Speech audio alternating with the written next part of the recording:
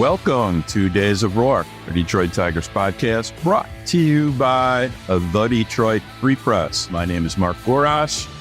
I am here with Free Press beat writer Evan Petzold. We are recording on Monday morning before the Tigers exhibition game. We are excited to see actual, real baseball players who will play for the Detroit Tigers in the lineup today. So, Ev, you've been down there for 2 weeks. It feels like 2 months. How you doing? Yeah, I'm doing good. Look, these guys are ready to go. I mean, the Tigers, they played their first 2 games of spring training, and not a ton of regulars were in the lineup. There were some mixed in there, but Riley Green is ready to go. Just saw him earlier today at the ballpark, and he said Riley Green's ready to play. He's in there today. So Riley Green is speaking in the third person, and he's really excited to play some baseball. Everyone's excited to see him. So we'll see how all that goes. But yeah, man, everything has been really, really good so far. It's been obviously a lot of pitchers and catchers, and then a week of full squad workouts, getting to see some live BPs, a new face coming into camp, and Gio Urshela, who the Tigers signed. I ran into Cole Keith on the golf course. I mean, there's been a lot of fun moments throughout the week that I've really enjoyed.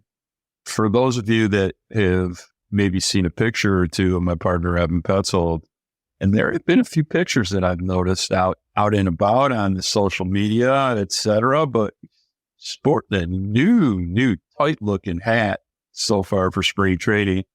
It's looking good. Got a new profile picture. Still the most handsome beat writer in America. So you ran into Colt Keith on the golf course. Why don't we start there? Yeah, you can't tease the ping hat without actually saying that it's a ping hat. Yeah, it's a nice hat that I got. I play with ping clubs, and so I figured I would get a hat to match the clubs. Say what you want about that. But no, basically, I went out and I played at Cleveland Heights Golf Course earlier last week, and I had 2 guys that were in front of me, and I was playing just 9 holes, and I was playing on one of the 3 tracks that they had, and the guys that were in front of me, they accidentally took a wrong turn, and I think I was playing the B course, and they ended up turning down towards the C course, and I was just playing by myself. So, I was able to, play through the next couple of holes, and suddenly there's Cole Keith, and he was with a couple of guys out there and ran into him, and they had somebody that was going back to the parking lot to pick up a friend. And so Cole said, all right, like you can play through or whatever. And I was like, okay, like I'll play through. And as I'm walking up to the tee box, he says, all right, like, let's see what you got now. Like, let's see what you got. And so that was probably the most like athletic pressure that's been on me since high school, which I really liked. Like, I was like, okay, like I can't shank this ball. Like this got to be clean. And it was a par 5, hole number 5. It basically goes out straight and then cuts off and it kind of curves off to the right a little bit. So you're either going to want to play it, right down the middle of the fairway or to the left. Because if you play it to the right, you're basically shielded by a bunch of trees and you don't really have a clean shot going in towards the green. And so I was trying to keep it middle. I ended up going a little bit to the left, but it was basically left fairway over a really big tree. And then I talked to him the next day and he was like, man, your swing looked clean out there. Like that was a bomb that you hit. And so, yeah, I mean, I probably drove it 250, 260 and then ended up laying it up a little bit closer, then had to go over a little bit of water, put it on the green in 3, and then, 2 putted for par on the par 5. It was cool though. Like, again, I don't really get many opportunities to perform athletically. Like these guys perform in front of, thousands and thousands and tens of thousands of people. Whereas, I haven't performed in front of anybody athletically since I was in high school. So that was kind of a little bit of a treat. Yeah, it was kind of cool. Nice to know that you got a little street cred for the beat writer in there. I'm sure he'll look at you with a little more respect when he sees you in the locker room. So yeah, maybe just a little bit. It's like my old buddy Henning, used to take some money out there. And Henning could play some serious golf. So you take a couple dollars out there for non-believers for many years. So Evan Petzold next up, taking players' money. No, I won't be doing any of that. I'm not a betting man. I won't be doing any of that. But I'm always down to play for listeners and for players and for whoever. Like, if you want to play golf, I'm always down. So if you have a celebrity golf tournament, just know that Evan Petzold, at least extend an invite. He might show up. So especially the better courses in town. So we'll see if we can promote that a little bit. You can at least play a few rounds at some really nice places, maybe. All right, let's get into the big 2. Question 1 of the big 2. And of course, we need to lead off with, is Gio Urshela the starter at third base? And how does this impact the other players such as Matt Vierling, Andy Ibanez, and Zach McKinstry? So give me your take, brother. Yeah, let's start with the obvious. I mean, is Gio Urshela going to be the everyday third baseman for the Detroit Tigers in the 2024 season? That's the question that everybody wants to know. That's the question that I came out right away and I asked Scott Harris and AJ Hinch. I went right to the president of baseball operations and the manager, as well as Urshela himself. And I said, hey, look, is this a starting third baseman, an everyday type of third baseman? Scott Harris deferred to AJ Hinch, but he also mentioned that he didn't acquire Gio Urshela as a strict platoon player. Urshela basically deferred to Hinch as well, but he kind of seemed taken aback that I would ask him that question. I think he maybe thinks in his mind that he's an everyday third baseman, so I think he was a little bit taken aback. And then AJ Hinch answered this way, quote, "We don't have to decide today exactly how it's going to work out. And we won't, because there are a lot of things that have to happen on the field," end quote. And I love that answer. Now, the Tigers signed Gio Urshela to a $1.5 million contract. He was asking for more money earlier in the offseason. His market crashed. Then the Tigers signed him for cheap. I think it was a shrewd move from Scott Harris. Once again, we've talked about this numerous times, but it raises the floor of the talent on the roster. I dig it. I think it's a really, really good move for the Tigers. I don't think you could ever have too much depth, too many pieces that raise the floor of the talent. So great pickup for the Tigers at a very, very cheap rate. I was thinking back, the Tigers paid Jonathan Scope, I think $3.5 million not to play last year.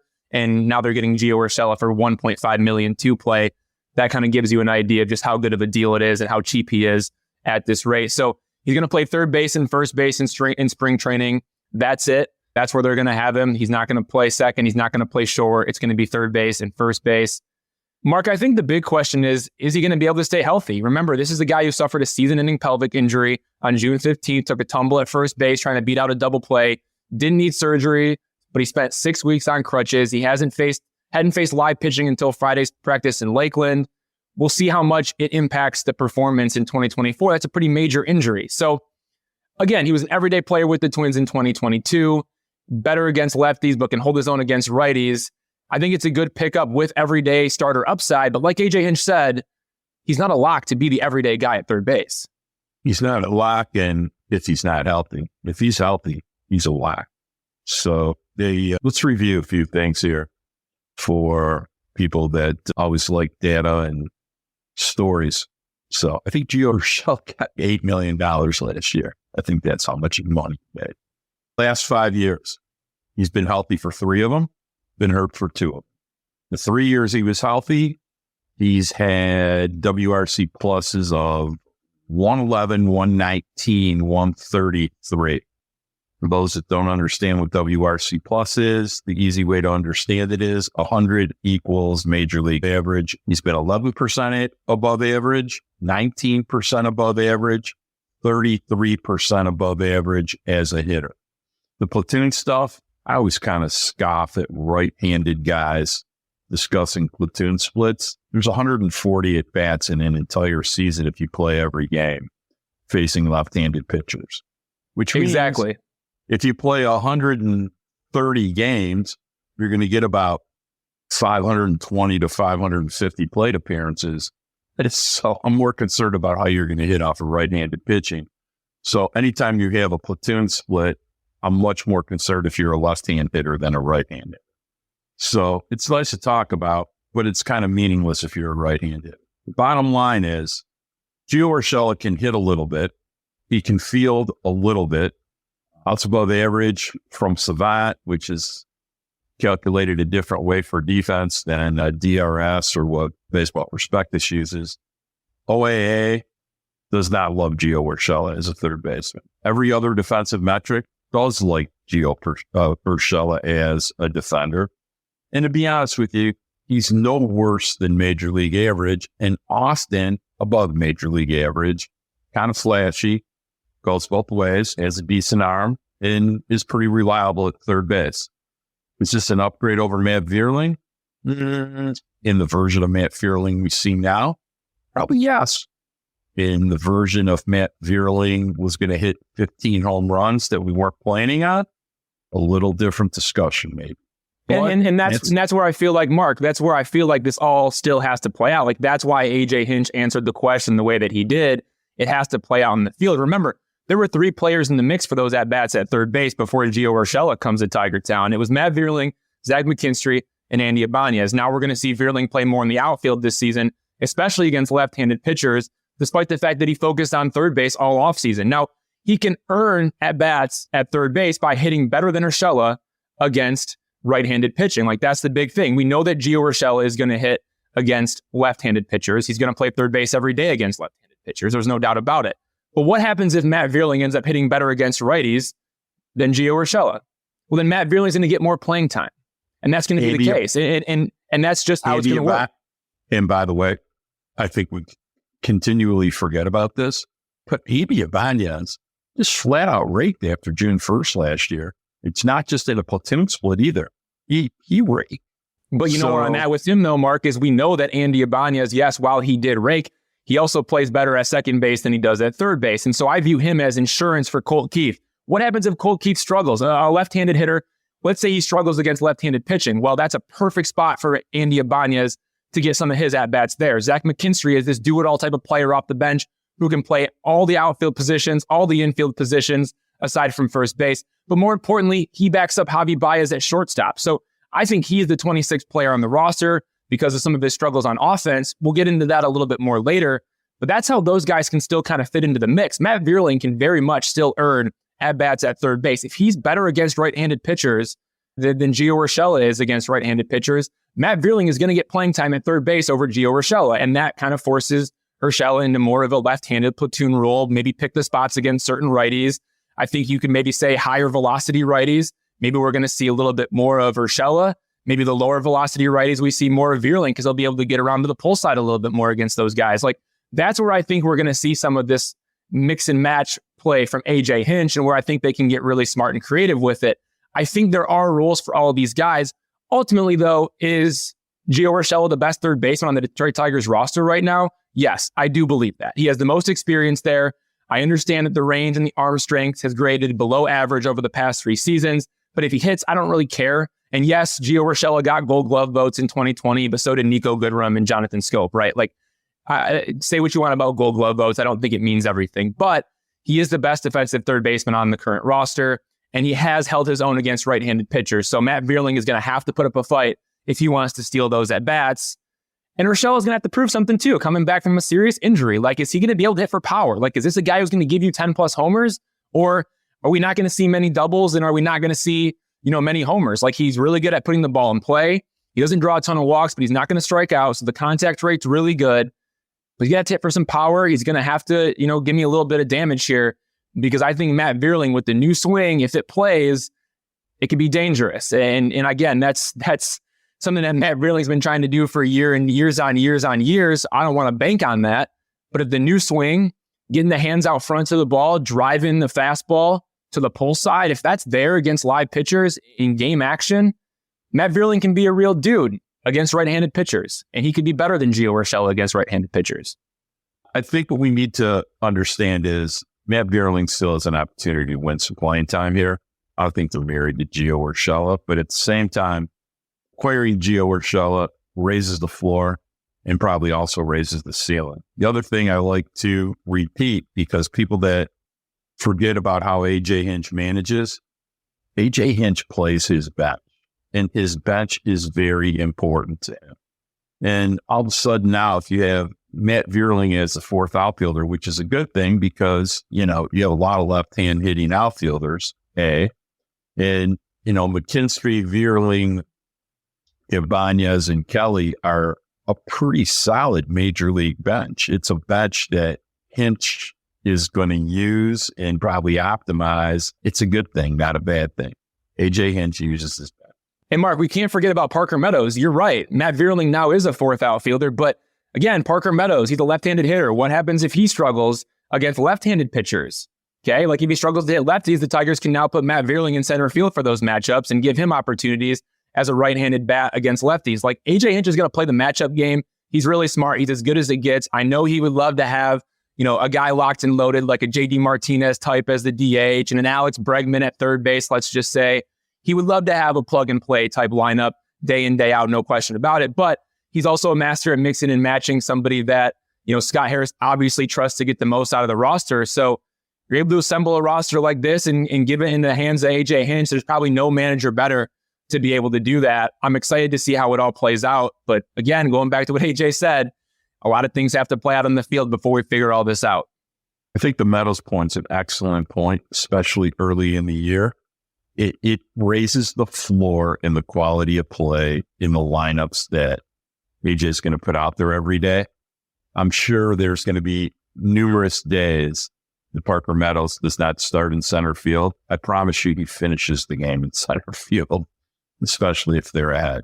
So it's an outstanding point about Vierling playing some center field and just giving some latitude and growth opportunity to Parker Meadows. All right, let's jump into the big two. What have we learned from the first 2 weeks of spring training, if anything? Yeah, I mean, it's hard to kind of take things from spring training. Like there's certain situations that you can say, oh, wow, like this is fascinating to see, or, oh, that's really interesting.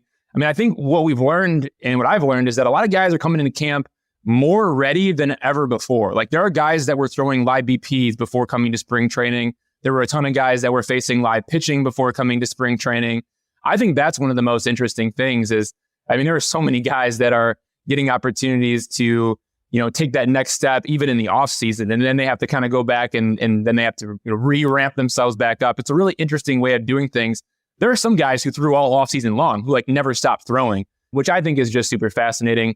One guy that I want to key in on that I've noticed is Colt Keith. His swing has been super late on everything. And that's something that I've noticed throughout camp so far. In the first spring training game, he got blown away by 3 high-velocity fastballs from right-hander Luis Gil of the New York Yankees. And then he was following off a bunch of upper 80s cutters in the strike zone and ended up striking out. It just wasn't very Colt Keith-like. Those are pitches that he typically hammers, especially those cutters that are inside the strike zone. Like those are pitches that he's going to drive.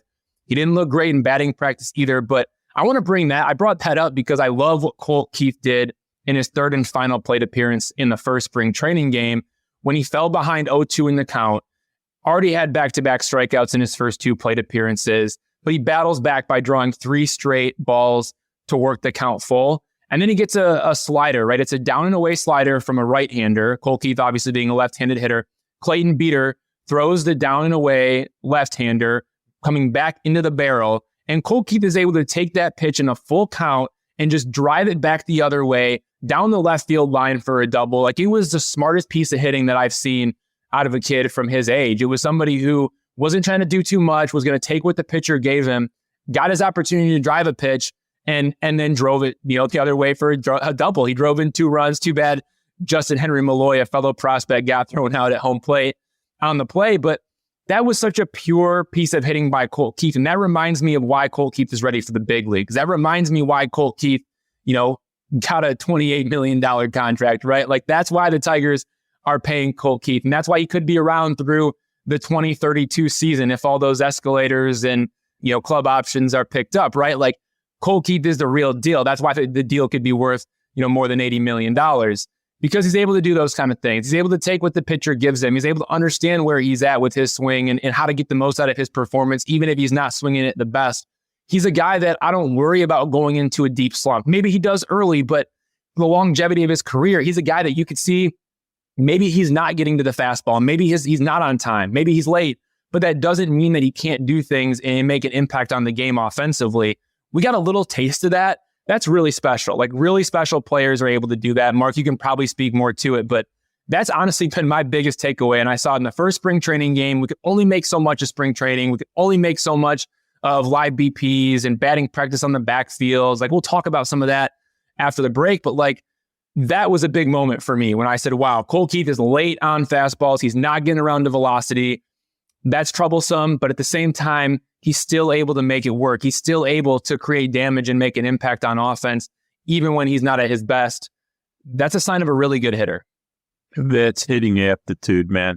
So when you're down 0-2 and you can grind back and then get a pitch you can handle, and it's not like he smoked the baseball into a gap or something. He just hit a line drive on the left field line for 2 runs. So, that's a special quality. Good hitters have it. I'm not too worried about him catching up the fastballs. I'm sure as time goes on, he'll get his swing grooved up and he'll do a lot of damage on a lot of fastballs. And isn't that going to be fun? Yeah, we're gonna talk about Casey Mize's fastball in a little while, but you published on your Twitter feed a bunch of batting practice videos from the Mark Goresh preferred location of directly behind the plate, where both you and I like to watch things from. And there was a lot of interesting stuff in what you published. Interesting in the swings, interesting in what we saw from the various pitchers that you did, shoot video on. We're going to talk about that.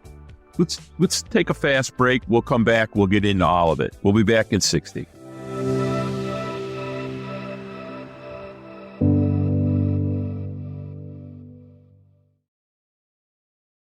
All right. So let's get into a few things before we jump into all the different pitchers we saw, because there's a few things we want to talk about. You wrote an article yesterday about what you think the lineup is. We'll call it Evan Petzold 3.0. Talk to me about, if anything, that's changed, and barring injuries, you could get to Evan Petzold 17.0. I'm not sure a lot's going to change barring injuries.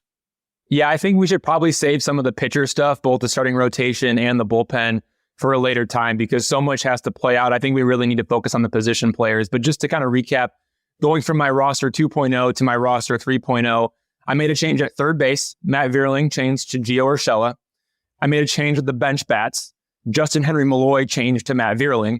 And then in the starting rotation, I've added Reese Olson. And in the bullpen, I've removed Bo Brisky for now. The Tigers obviously have 6 traditional starting pitchers. I think they might carry them all at this point. But again, injuries, anything can happen.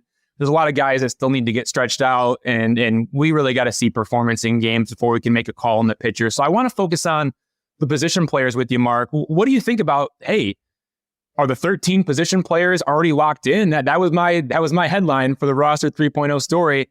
I think yes. 100%.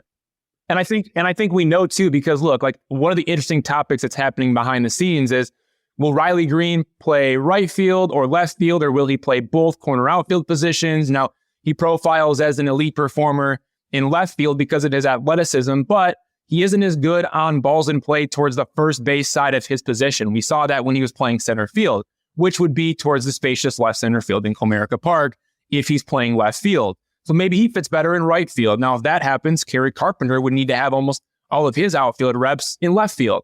But maybe Riley Green plays both. Like the fact that that's a conversation that's going on behind the scenes, I think tells you everything about where the Tigers are at with their position players. And it's the fact that they're pretty much locked in. Like for the bench players, I have Carson Kelly, Matt Vierling, Andy Ibanez, Zach McKinstry. I think all 13, if not, maybe 12, but I think all 13 might be locked in. I think McKinstry and Ibanez still have the most to prove, and they could get squeezed out if Cole Keith is raking out of the gate, because if Cole Keith doesn't need any help at second base, he's a literal everyday guy who's playing all the time. Maybe the Tigers go in a different direction and bring somebody else in as opposed to having another infielder in there. Maybe they go and they bring up a guy like Akil Baddoo and they make a switch there at some point during the season. Maybe they give Justin Henry Malloy an opportunity. But I don't think that happens on opening day. I think that happens a few weeks into the season once we see where things are going. So Ibanez has options. He can go to Toledo. McKinstry doesn't have options, so he would need to be designated for assignment. That's always worth noting. But I do think everything's pretty much set in stone. And injuries could change everything about how the Tigers construct their bench. So you can't forget about Ryan Kreidler, Justin Henry Malloy, Akil Baddoo. Those are guys that you can't sleep on. You can't forget about them. But where we're at right now, it seems like everything's pretty much set in stone. I don't really see how much changes. First of all, I think people forget that injuries happen, and I promise you injuries are going to happen. Okay, guys are going to pull muscles. Guys are going to foul balls off their foot. They're going to break a finger. Things are going to happen. Just fact of baseball life. All right. As far as the team they have in position players, yeah, I think it's pretty set. I think it's pretty shocking. A team that won 77 games has a lineup that's pretty etched in stone this early in spring training. But, they've made some moves. They've fixed things more from the bottom than the top. They got a rookie playing second base. They got another rookie playing center field who auditioned at the end of last season. The one person we haven't talked too much about yet this spring is their oldest starter, Mark Canha. So have you run into him? What have you seen? And what do you think about, Mark Canha? We haven't really gotten a chance to hear too much from him yet.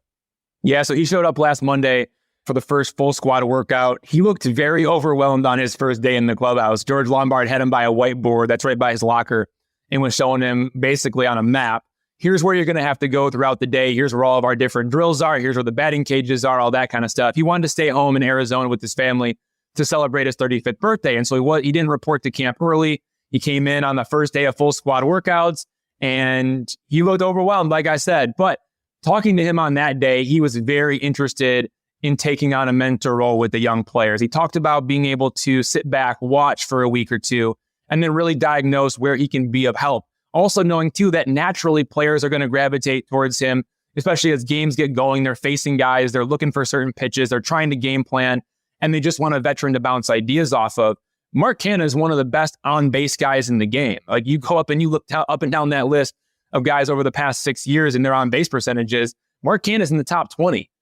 Okay, like Mark Canha knows how to get on base. And so for the Tigers, and that means he's got a plan. He knows how to draw a walk. He knows how to get on base. He's a really good game planner. You know, he made a conscious decision, earlier in his career to swing less, and it ended up working out very well for him. I think there are several players in the Tigers clubhouse, one of those players maybe being Spencer Torkelson, who could take something from that, learning how to pick his spots a little bit better and translating the pregame prep into the game.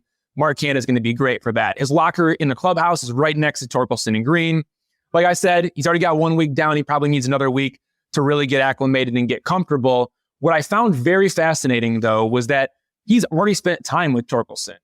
Now, they were all hitting in Arizona with hitting coaches Michael Berdar, a friend of the podcast, by the way, and Keith Beauregard, the two hitting coaches. And so Mark Canha and Spencer Torkelson have already spent time together. Kerry Carpenter was in that hitting group in Arizona a little bit. Zach McKinstry was in that group as well. There were a lot of guys in Arizona who were getting some swings in with Berdar and Beauregard throughout the season. Now, here's my underrated prediction for you. If the Tigers do anything, such as making the playoffs or winning a playoff series, I think Mark Canha will be viewed as the most important Tiger in 2024. I think he is exactly what the Tigers need to take the next step because of that steady on-base presence and the veteran influence on the young hitters. I also think he could be the leadoff hitter out of the gate just because of the fact that he does get on base. And the Tigers are going to want to set that tone early. They're going to want to get that offense going from the get-go. There's no better way to do that than put your best on-base guy hitting out of the leadoff spot. He wants to get as many plate appearances as possible in spring training. He'd rather be overcooked than undercooked. Like, just as an example, last year in spring training, he got 57 plate appearances. Last year in spring training, Javi Baez got 37 plate appearances. So that kind of gives you the difference in who Mark Canha is as a veteran-type guy as opposed to most veterans. Most veterans don't need a ton of at-bats. Mark Canha wants as many as he can get. So I love the mindset. I love the work ethic. I love the person. I love, the underrated our prediction of being the most important Tiger. We got to see it happen on the field now. But I think there's a lot of value that the Tigers added when they made this trade and picked up the $11.5 million club option. I think, Mark Canha is going to be a huge factor in what they do this year. They've made a commitment of at-bats. They made a commitment as part of their offensive style to, try and get on base more. Tigers need more base runners, man. They need to score more runs. The only way I can figure out how to score more runs is to get on base more. And hopefully his influence about how he goes about at-bats every day is something that'll rub off on Riley and Torkelson and Carpenter. Everybody needs to raise their walk rate. I mean, they did a good job of improving it from pretty much the worst in baseball in I think it was 8.2% last year. And you'd like to see it get, close to 9 or even above it this year. And Mark Canha will be a big reason why.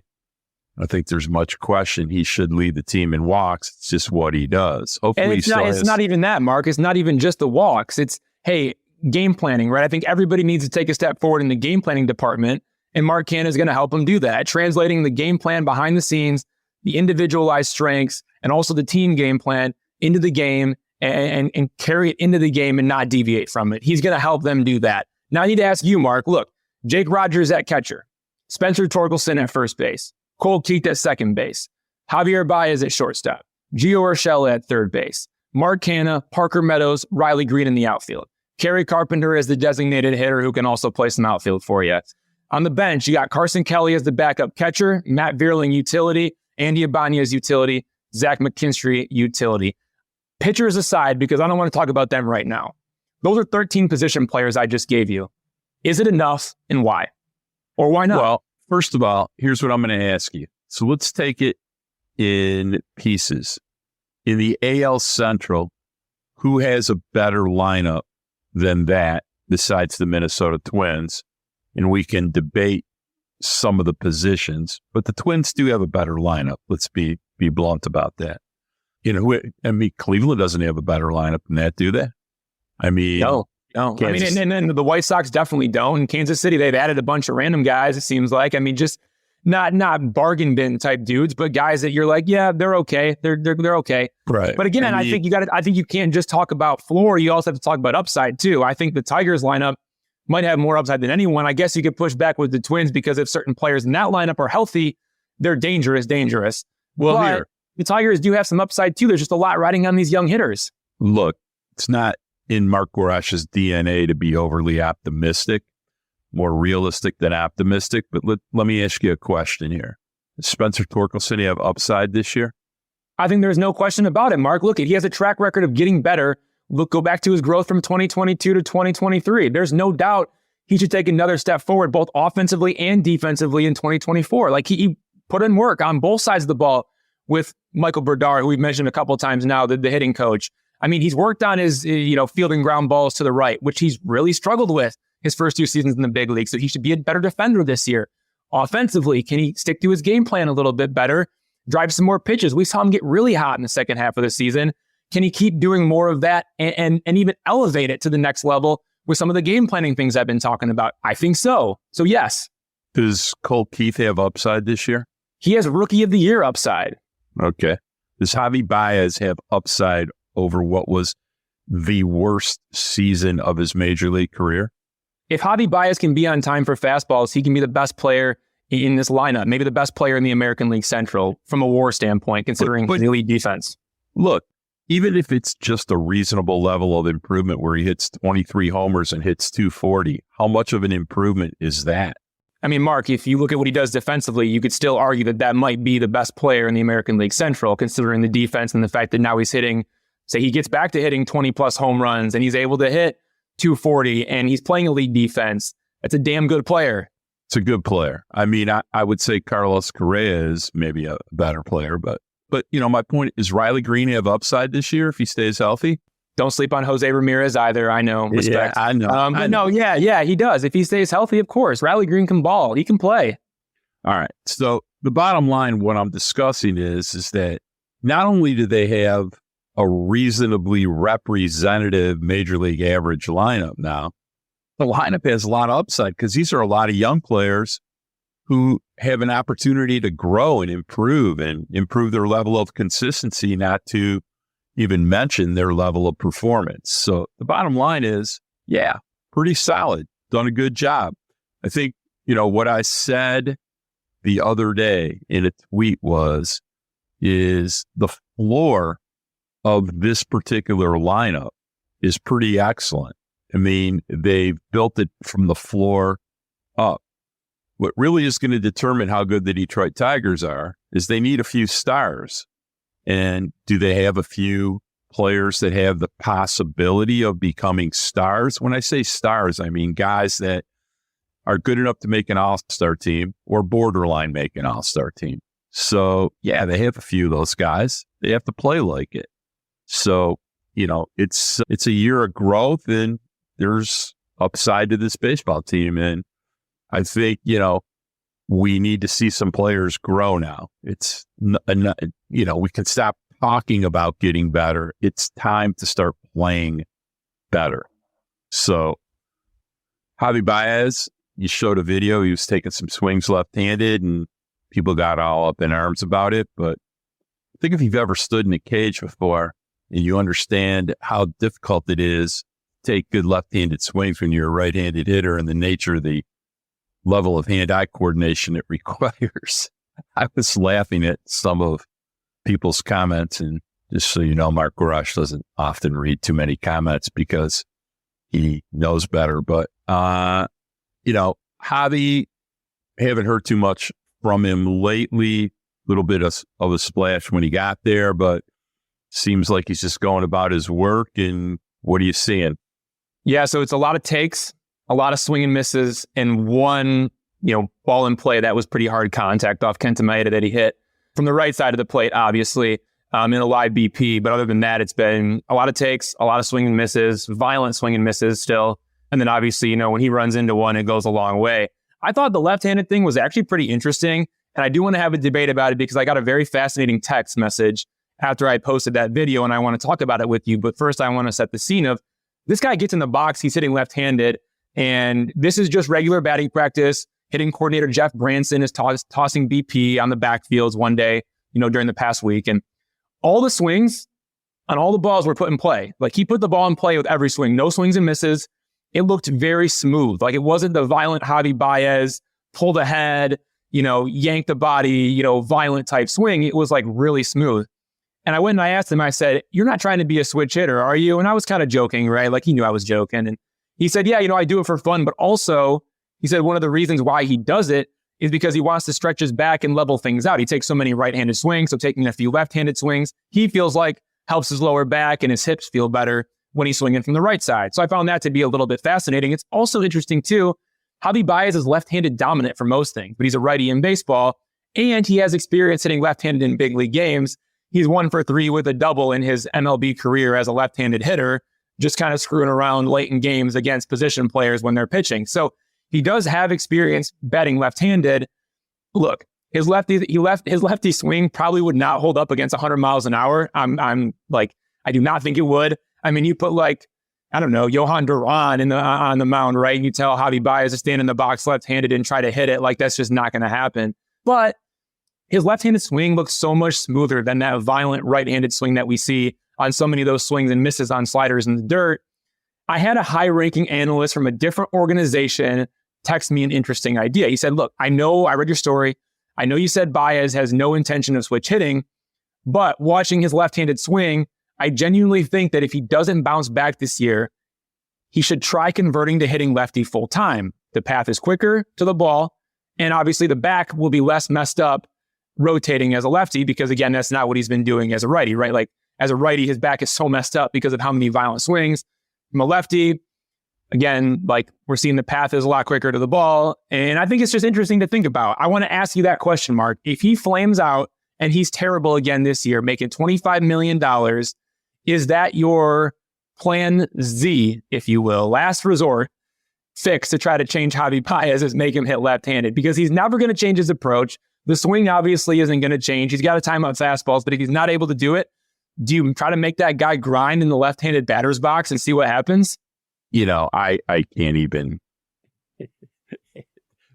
Whatever less than zero chance would be, that would be the chance that Javi Baez would start hitting left-handed. Here's a better way to ask. Could you imagine? No, there's a better chance that Dua Lipa is going to want to date me. Okay. That's my answer to that question. All right. That's funny. So I don't think Dua Lipa's dating a 68-year-old man from Beverly Hills, Michigan. She doesn't even know you exist, brother. She should, but she does not. Now, there's zero chance. I like the idea in the reasons why he does it as part of his routine. For sure. Hand-eye coordination. Yeah, me too. Just basically from a muscle memory standpoint, all good things. I'm excited to see Javi in games. Not a great batting practice hitter. I don't care about the violent swings. I just want to see if he's on time for fastballs, man. It's the only thing I care about. All the rest, just a bunch of nonsense, bunch of noise to me. Bunch of noise. All right. Kerry Carpenter, slight hamstring pull. Nothing to be concerned about. What do you know? Yeah, nothing really to worry about on that front. It seems like he suffered a left hamstring strain in Thursday's workout when he rounded second base while doing base running drills. He was initially supposed to play in Saturday's Grapefruit League opener against the New York Yankees, but the mild hamstring strain forced him out of the lineup. It's unclear how many games he'll miss. Here's what he told me. I'm going to quote him.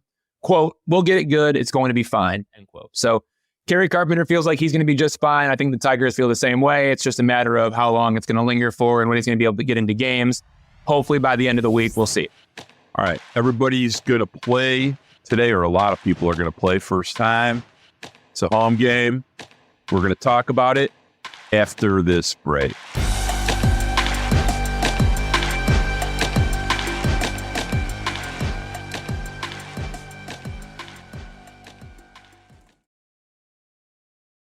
All right. So first day in Lakeland, a lot of guys are going to play. Should be fun today. You're going to see Riley, Torque. I think Javi's in the lineup, Colt Keith. So at least some of the regulars, it'll be much better than the first 2 days of, I don't know what the hell that was the first 2 days. But, hopefully we'll have more to talk about next week because real baseball players will be playing real baseball. It should be fun. I do want to talk to you. You got Casey Mize going Tuesday. We got to see him throw in BP, and there were some notable changes, a lot more ride to his fastball. Talk to me about what you saw. Have you talked to Casey about it? A couple other tweaks. I want to hear what he had to say and what you saw. Yeah, before jumping into Casey Mize, just to kind of explain what the last 2 days had been, to explain what Saturday and Sunday was on the field, the Tigers weren't going to play their regulars. They didn't play Spencer Torkelson or Riley Green or Mark Hanna, some of those more veteran guys, because they want to get these guys in as many back-to-back games as possible. And they wanted to tee them up to do that without having to make that long trip to Port Charlotte on Sunday. So they played the home game in Lakeland on Saturday, then they had to go to Port Charlotte on Sunday. Now they have the opportunity. Monday's game, was at Lakeland at home. And then they have the split squad on Tuesday where everybody in the organization, or everybody in camp at least, is going to play. But one of those split squad games is at home. So the Tigers are going to be able to run out Torkelson and Green and Mark Hanna on back-to-back days. They're going to be able to do the same thing with Mark Hanna, Green, Torkelson, Javi Baez. Like, all these guys are going to be able to play back-to-back days, which is really important. Something that A.J. Hinch wanted to do this year was get him in back-to-backs as soon as possible. As for Casey Mize, yes, he's going to start one of the split squad games. He's starting the game in Lakeland against the Toronto Blue Jays on Tuesday. Tarek Skubal starts on Wednesday against the Pittsburgh Pirates. That game is in Bradenton. But as for Casey Mize, I really liked what I saw in the live batting practice. He didn't tip his hand about the velocity of his four-seam fastball, so that's what I'm very interested in seeing. But he discussed the shape and the location of the pitch that he obviously uses the most. Now, remember, Casey Mize is coming back from elbow surgery and back surgery. He threw live batting practice against Javier Baez, Spencer Torkelson, and Colt Keith. He's worked on his delivery, tried to change some things to have a smoother motion. As a result of that, I think the fastball has just kind of generally played up, and also that's been a focus point for him. He wants to throw more fastballs up in the zone. That's something that he is prioritizing. And I think that, again, is going to work really well if he's able to tunnel that off of his splitter. The fastball going up, the splitter going down, I think it's a magnificent pairing. We saw the effectiveness of it with a guy like Shelby Miller out of the bullpen last year with the Dodgers when he threw his fastball up, and it had a really good induced vertical break, and he was able to kind of get more ride off the fastball and then play the new splitter that he added with the Dodgers down in the zone. You play those two pitches off each other, it's going to be really tough for pitchers to hit, or for hitters to pick up. So that's where I think he benefits the most. But the induced vertical break on Casey Mize's fastball, he said, averaged about 15 inches in the 2022 season. Well, now it's up to an above average mark of 18 inches in 2024 spring training. So his heater should have more perceived carry riding up in the zone to hitters, and he should be more effective with the heater, especially because he's going to be able to use it at the top of the strike zone. It's a new look for the way Mize is going to attack hitters. Now, remember, going back to earlier, he was throwing down in the zone using the splitter, trying to use a sinker off of that to try to disrupt hitters. Now he's going to use the splitter and the fastball, kind of looking at them in the way in which there's separation between those pitches, one up, one down, to his advantage. Increasing the ride in the fastball should keep hitters guessing. He's got to throw them from the same release point. He also thinks that it could help with the curveball. He's looked at the way those two pitches spin, both the fastball and the curveball. One obviously, with forward spin, one with back spin. Using both of those pitches to advantage, he thinks they can play off of each other. I think he could maybe steal some strikes with a curveball and then go back with a fastball and be able to be ahead, 0-2 right off the jump. That could be a pretty special pairing for him to start counts and then go to the splitter as a put-away pitch. So he looked really good. His final three pitches to Torkelson were executed perfectly. Back-to-back elevated fastball for swinging strikes, and then a down and away slider painted on the corner for a called strike. That's how he finished his live BP. Spencer Torkelson said, quote, his fastball looked electric. It was hard to hit, end quote. I think that's a really good sign for Casey Mize, but there's still a lot that we got to see in games before we can really count on this guy being a dude. We got to see it in games. We got to see it in live action. And we also have to see it hold up over, more than an inning or two at a time. He's got to be able to do it for a full outing. I would say that from what you sent me, I'll use initially the pleasantly surprised was about the best way to say it. He's made a few tweaks. I think our buddy Rogelio Castillo noticed he's holding his hands a little higher when he comes to a set. He's using a bigger glove, which some of the analysts suggested to him to do. They obviously think it'll hide his grips better. His fastball up in the zone was massively improved. It was really almost a difference maker. One of my favorite pitches that he threw was in bat number 1 to Torkelson. Very first pitch, threw cutter, and it was dirty. It was really late, really good, really subtle. That's a pitch that Casey had good success with previous to his injuries. He had developed a pretty good cutter, and I think sometimes we forget about it. But Casey Mize has quite a few pitches, and if he can stay away from throwing fastballs in the nitro zone, which are eminently hittable from Casey Mize, he could be pretty good. I don't think Casey Mize should ever throw a fastball that isn't either to a right-hand hitter, down and away, or at the top of the zone to anybody. Any other type of fastballs, I'm not a real fan of Casey Mize throwing. Here's my word for him, Mark. It's cautiously optimistic with Casey Mize at this point. I like what I'm seeing so far. You talk about not throwing the fastball in that danger zone. I think it changes everything. When you go from an IVB of 15 inches to an IVB of 18 inches, you are literally going from like an average carry, average ride on the fastball to an above average ride on the fastball. That's a big difference. So even though some pitches might leak down, if they leak down in the zone a little bit, he has that ride and it's 18 instead of 15. That makes it a little bit tougher to hit. So maybe there's not as much damage on the fastball, even if he's not able to locate that thing pinpoint at the top of the zone every single time. It's going to be a little bit more difficult to hit. It gives him a little bit more wiggle room, which I think could go a really long way for Mize. Like I said, cautiously optimistic. I like what I saw, but I really need to see it in games. I think that in these type of circumstances, the better Casey Mize throws, the more important it is for both Reese Olson and Matt Manning to throw well. Because if Casey Mize is throwing well, he's coming north. It's one of the other two that aren't coming north, and we'll have to see how that works out. What do you think about that? Mark, I just think there's so much that still has to play out. We still have a month of games left. You mentioned injuries on the position player side. I think injuries are even more likely on the pitcher side of things. And I could see a world in which they take 6 starters with them to Detroit and they piggyback Manning and Mize, or they piggyback Olson and Mize, however they end up doing it. I could see that being a possibility. I could see Matt Manning potentially being sent to AAA Toledo out of the gate. I could see Reese Olson being sent to AAA Toledo out of the gate. I could see Casey Mize being sent to Toledo out of the gate if he doesn't perform well in spring training games. Let's say it doesn't hold up and it's not what we're expecting it to be. I could see him being a mud hen when opening day rolls around. So many different things can happen. All that kind of stuff is going to impact how the bullpen is constructed too. So there's just a lot that still has to happen on the pitcher side. It's too soon for me to say. I put all 6 starters in my most recent roster prediction 3.0, but when 4.0 comes around, that very well could be some changes there on the pitcher side of things. I think, like I said, the position player side is pretty set. The pitcher side is a little bit different. And that's why digging into who I'm most excited to see in spring training games, it is the pitchers. I'm not really looking forward to seeing the hitters as much. Sure, I am excited to see Jace Young and Justice Bigbie. I've been impressed with the way that the ball jumps off Bigby's bat. We talked about him going to see Kerry Carpenter's hitting guy, getting kind of some of the inside baseball knowledge and advice from Michael Kadire. Seeing Bigby's been great. I think he's got a lot of pop in the bat. I'm excited for what he can do, but he's going back to AAA Toledo. All right. Jace Young, he's going back to AAA Toledo. I'm excited to see him play third base, but he's got to go play in Toledo before he's going to get an opportunity with the Tigers.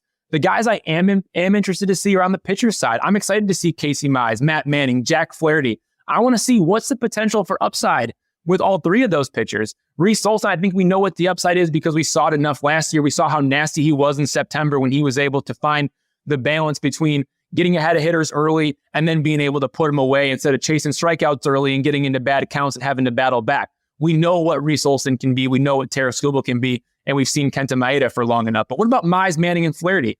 Those are the guys that I'm looking forward to seeing. Jackson Jobe, yes, it's going to be awesome to see Jackson Jobe if they sneak him into a spring training game. That'll be fun. It'll be a storyline. It'll be a headline. Yes, but Jackson Jobe is not going to be pitching for the Detroit Tigers on opening day. Mize, Manning, and Flaherty could be in that mix. Those are the guys that I am so fascinated to evaluate. I think it tells me a ton about Chris Fetter, the pitching department as a whole, and those individual pitchers.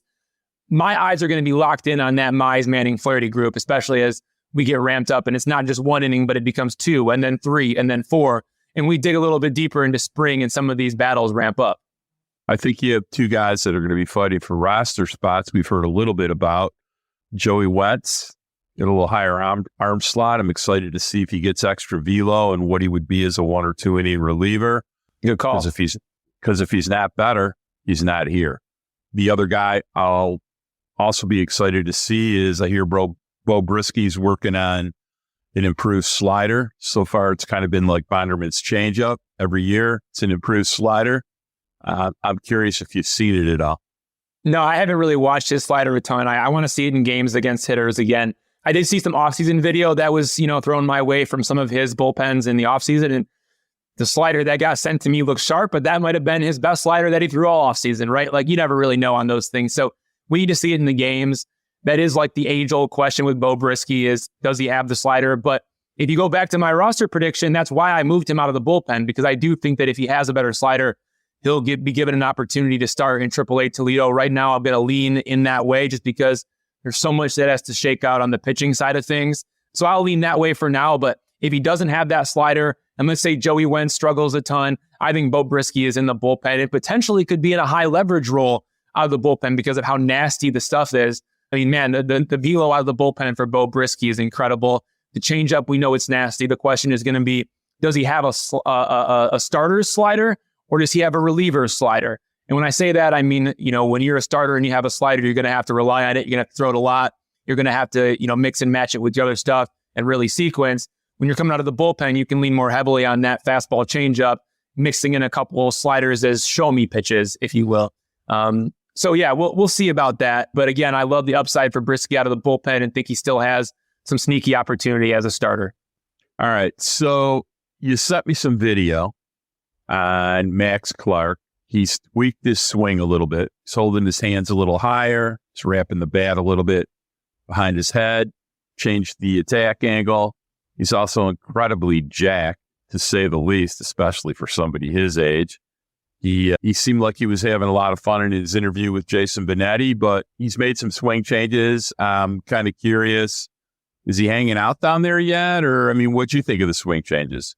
Yeah, it's been a lot of backfield work for him. They come out after the big leaguers. So the way that it works is the big leaguers go out for their practices, both their pitchers and catchers and their full squads. And then after that, the minor leaguers go out. Now that games have started, the minor leaguers go out really early in the morning, and then obviously the big leaguers come in for the afternoons, with the games being at 1:00 most of the time for league games. So yeah, Max Clark has been out there. He's got the bright blue glove. He's got the chains around his neck. As Jeff Seidel wrote in his story, the pants are super tight. He's a character, man. He's a guy. He's like a real dude, somebody that obviously, carries himself like a superstar, even though he hit 224 in the lowest levels of the minor leagues last season after being drafted number 3 overall. But no, I'm kind of kidding there. The upside is obviously off the charts. Comparisons to Corbin Carroll. You know anything about Corbin Carroll? He's really, really good. Max Clark can be the same way. True center fielder, left-handed hitter. But yeah, he hit 224 in the minor leagues last year, Florida Complex League, Low A Lakeland. After getting drafted with the Flying Tigers in Low A Lakeland, he hit 154. The real question is going to be, can this guy get into his power? He's obviously changed his swing to do that. The bigger step with the front foot, the more weight transferred to the back leg, hands being closer to his head. He looks more balanced. He also looks like he's trying to get into his power.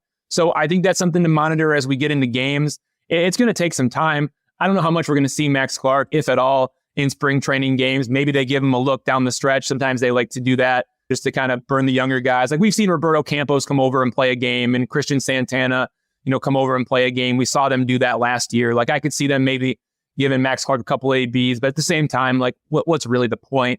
We won't know until he gets into the Low A Lakeland games. But yes, the swing does look different.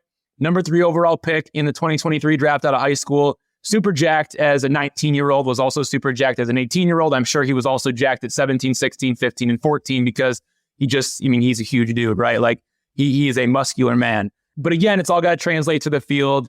It's way too early to know. But I do like the fact that he's showing a willingness to make changes. Some players are really stubborn. He's shown that he's not. I like that. As a hitter, you don't put a leg kick in to hit singles, brother. So No way, Jose. If he added a leg kick. Do I think we'll see him? Yeah, I can almost guarantee it because AJ does that kind of stuff. Riley Green, actually, people may forget, Riley Green hit a couple of homers his first appearance at spring training, and they slipped him in. So they sent him out pretty quick after. But yeah, they put Riley in some games back in the day.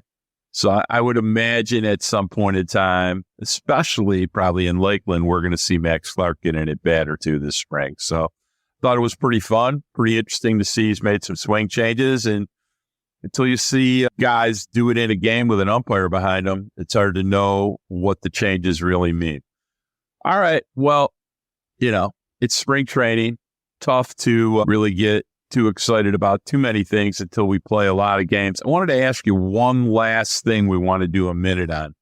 Cody Bellinger signed for 3 years, $80 million. Pretty affordable AAV in a big sense. Some people thought that was something the Tigers should have looked into if they could have only limited their damage to 3 years. You got a thought on that or not? I would have absolutely hated it for the Detroit Tigers. All right. I would have loved it if there weren't those opt-outs in the contract. But again, that's a dangerous game you play there. I understand it's 3 years, but at the same time, when Cody Bellinger has the option whether to say, hey, I want to come back or I want to go back and test free agency, if Cody Bellinger doesn't perform well this year, who's going to be on the hook for $30 million next year? That's the Chicago Cubs. And if he wants to come back again and he has a bad year in 2025, well, they're on the hook for $20 million in 2026. So when a player has those opt-outs, especially in a big contract like that, where there's big money being thrown around, I mean, that's not chump change. That's $30 million, $30 million, and $20 million over the course of 3 seasons. And with those opt-outs, that's a dangerous, scary game to play. That takes the Tigers out of a market like an Alex Bregman next year. Let's say that the Tigers decide, we've gotten a little bit of a look at Jace Young. Maybe we realize that Cole Keith isn't going to play second base and Cole Keith needs to be a DH or a first baseman or a corner outfielder, or maybe Jace Young has to be a second baseman to accommodate for that. And third base is wide open again, and the Tigers are on the cusp of trying to really make a real push and make a real deep run. And they want to go all in on Alex Bregman as a free agent next offseason, which I think would be really smart to do if Jace Young is not the answer at third base or if he needs to play second base and Cole has to play somewhere else. I think Alex Bregman is a genius idea. You can't make that move if you got money tied up in a bad Cody Bellinger. That's all I'm going to say. So would it have been fun? Would it have been fun? Would it have made them better? Yes, 1,000% it would have. It would have made them a lot better. It would have been a lot of fun. It would have been really cool. And it would have been fun for the storylines and the headlines. But would it have been a smart baseball decision by Scott Harris? Absolutely not. Well, if ownership was a little more willing to spend money, I don't necessarily think the money is that big of a deal. But here's what I will say about it. Cody Bellinger he's won an MVP. He was really, really good. He then was just horrible for 3 years with the Dodgers. Last year, he cut his strikeout rate from, I think, 26% to 15%. Almost unimaginable that a guy that has struck out for 7 years decided he wasn't going to strike out anymore. He also compromised his exit velocity. And there was a lot of luck in some ways to the season he had last year. Do I want to pay $26 million to have him come play center field when I would prefer to see what Parker Meadows is going to do in center field? And actually told our buddy Jeff Rieger that I thought Meadows will be within 1 WAR of what Bellinger is this year. That was our bet. So, yeah, I'm not a huge Cody Bellinger guy. I just don't trust what he's doing right now. That's what I'm saying. Like, ownership aside, the spending aside, you don't want to pour money into a bad investment. And that's what you'd be doing, right? You'd be pouring it into a bad investment and giving that investment all control over how that money is used, right? Because it's up to him. He can opt out if he wants, but also if he's really bad, he makes $30 million in 2025. And if he's really bad again, he makes $20 million in 2026. That's just a bad investment. And Parker Meadows isn't playing. So, exactly. At the end of the day, it's always an opinion piece. Not something I would have done. I get it that fans may have had interest in it. but I thought we should touch on it for a minute. It's fun to talk about. I don't even think it was on the radar. So, all right, it's time to get out of here. What's up? You got something to tell me? You want to get out of here? Yeah, I want to get out of here. I got a game to go watch. All right. As usual, you can find us Spotify, Apple, wherever podcasts are. Please rate, subscribe, and comment. I want to thank our executive producers, Anjanette Delgado and Kirk Crawford. I want to thank our producer, Robin Chan, who has got a lot of work in front of him for this podcast this week. To my grandson, Braden Michael Gorash. Hopefully I'll see you soon. Savannah Petzold, who spent a week in Florida paying attention to her husband and having a little R&R. And for my partner, Evan Petzold, time to go to the ballpark. And peace.